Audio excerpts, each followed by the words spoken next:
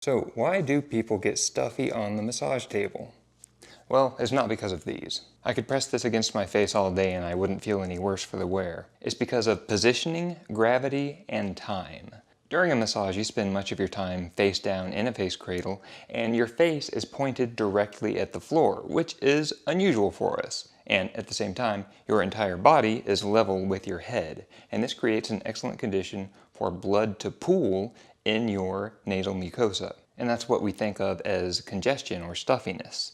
It's when this lining of your nasal cavity expands, and that's because your nasal cavity is lined with erectile tissue, just like other places in your body. And this tissue is designed to expand. The veins in that tissue can vasodilate and engorge the tissue, which changes its shape, and this blocks off one or both nostrils. Now, this is something that your body does naturally. You might have noticed this. You'll have one nostril that is breathing just fine, the other one might be a little bit stuffy, and this tends to shift. That's a natural rhythm of the body. It tends to happen every 2 hours or so. The reasons are a little unclear. It probably has something to do with keeping things moisturized and with optimizing your sense of smell. So as you're laying face down in this face cradle, it's not the face cradle that is causing this problem, although it will become more and more uncomfortable as you become congested. It's a simple matter of gravity causing blood pooling in an unusual situation over time. You might be wondering why some clients have this worse than others.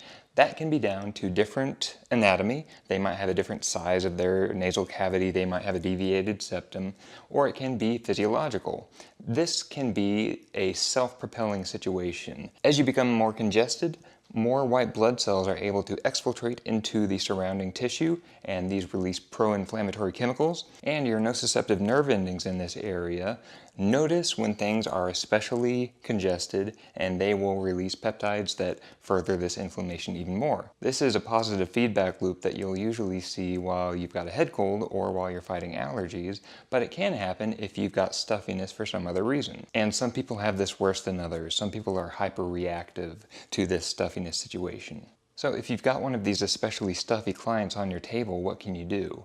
Well, things like essential oils and Vicks VapoRub on a nearby tissue can help, but the main thing that's going to prevent this physical and physiological event from happening or from getting so severe is less continuous time face down. So that can be as simple as having them turn their head from side to side, either against the face cradle or have them move down the table, and they can use a pillow. Or you can interrupt that face down time, that time that they're in that prone position, by starting them prone, flip them over, and then turn them back. But my favorite solution is to just have them face down for less time. Spend more time supine, face up. And to do this, you'll need to do more of your massage while they're in that position.